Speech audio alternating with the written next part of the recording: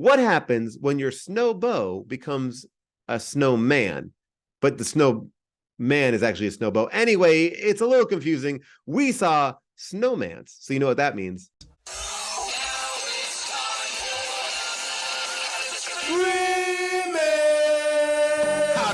Schwarzenegger grow a baby in his belly, rock a rhinestone vest while ripping Justin to Kelly, or maybe see a burlesque show with Nick Crow and take a boat with speed to hitting cruise control. J-Man, Big Paul in the beautiful June, gonna take you from the goob all the way to the room. Ran the games of Street Fighter, helped to blow off steam, just a sucker punch the odd life of Timothy Green. Sharknado, the birdemic, how we staying alive. They call it in the badass and he's on the line, cranking 88 minutes cause they cool as ice, cause a bad Jim Varney looking kind of nice. Paul and June getting literal, Jason is getting laid. June is making sure all the monkey shots getting paid. They judge a bunch of movies while they're making the grade. Here's a real question for you, how did this get made? That's a good look, Haru. What's that smell? Hello, everybody, and welcome to Matinee Monday. I'm your host, Paul Scheer, and every week on the show, we do a little recap, a little setting the table for you of some classic episodes of How Did This Get Made to see if you would like to listen to them in full. And let me tell you, it's the holiday season, so we are pulling out an episode from 2018 where we talked about a movie where a girl builds a snowman who comes to life, and they have a very weird relationship. This movie is odd, and I love an odd holiday film. Again, I love all these movies. I love all these holiday films. I personally feel like the snowman was a demon. I mean, there's a lot of reasons that we get into that you should maybe be on our side about that. But we also get into this idea about the guy she ends up with. Was he the wrong choice? Should she have just stayed with the snowman? Sorry, spoiler alert. I didn't want to wreck it for you.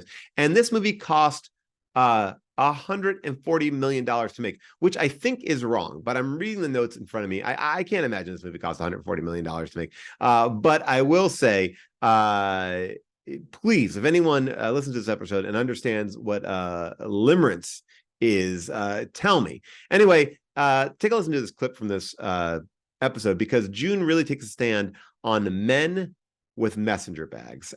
She does not find them attractive, and June gets into why. I don't want to go too far away from Cole. I do want to say, too, that Sarah reprimands Nick for having his feet up on his own couch. Why is Nick's door a bank vault door? I was very confused by that. Okay, so the way they set up Nick, I mean, this is the thing about these movies. Whenever in one of the Lifetime movies, you see a man who has like a messenger bag on, you know immediately, we as the audience are supposed to think like he's like a real like renegade kind of guy. Like he's the artist. He's like not in a suit. And I knew we were supposed to think that about him, that he wasn't sort of the obvious choice. But it's like, I am so turned off by this gentleman.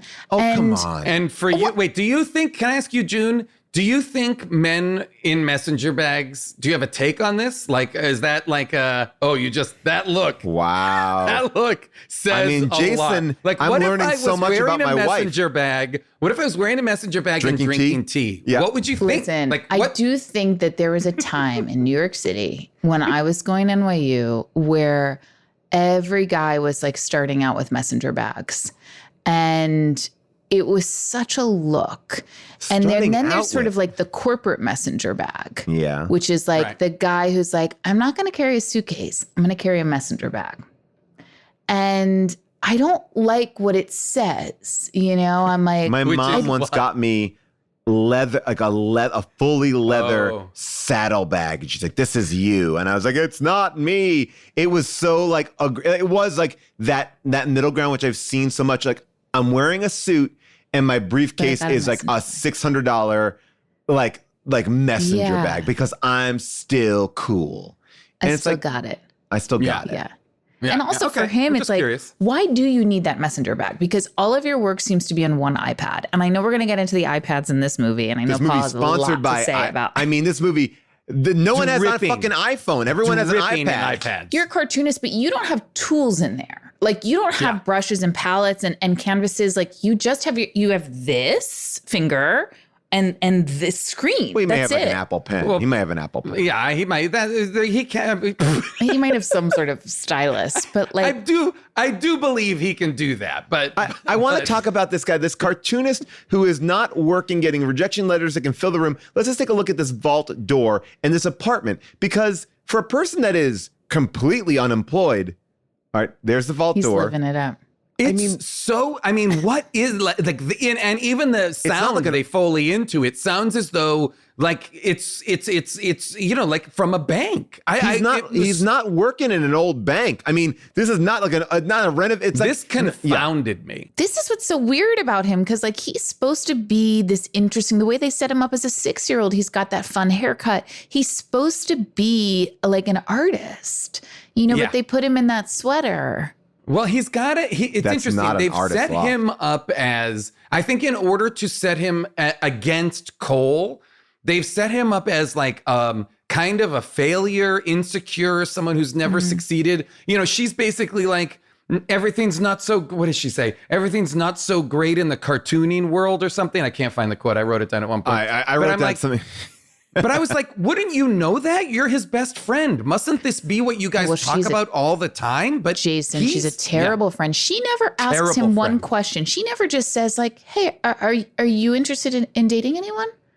Like, have you had any like interesting experiences with women? Three-dimensional person, or are you just a Nothing. reflection of my needs from you? They meet, or they don't meet, but they get together, and the idea of this tradition, this snowman tradition, is born because he was dumped and she was embarrassed, right? Like, because she, like, Dean Papadopoulos knocks over the snowman, and then all of a sudden he comes over and he's like, oh, Jen doesn't like me either. And then they build their perfect snowman for her, but she doesn't go like, let's now build a snow woman. Like, No. she just takes it, and then we find out that he actually dated. And what was that like? Well, Were they so a kiss? part of the mythology of this movie, though, that's so strange, aside from the snowman, although connected, you're right, Paul, to that first snowman, is that her breakups are like iconically embarrassing. And it's just weird. Like the one that everyone knows about. everyone knows this. They're about, like the she's part of the town's lore. But at the the weirdest beginning, thing she's is, broken up with Brian, and her dad knows, and Nick knows that break. And then she reveals they've only been dating for 2 weeks. and not only that, I'm like, but when who would tell somebody about someone they've only been dating for 2 weeks? No You're an idea. adult. You're an adult. you're an adult woman, you're an adult woman. And how many dates have you done in 2 weeks to even make it like a breakup? Like, that seems like It's not a breakup. it's It's just sort of it not a didn't work breakup. out. It's something that Insignificant. happened. Now, and the weirdest thing about how embarrassed she is when you see his animation, his cartoon of what happened on the last date. Now, when we're in present day times, it's that they broke up and then the waiter spilled soup.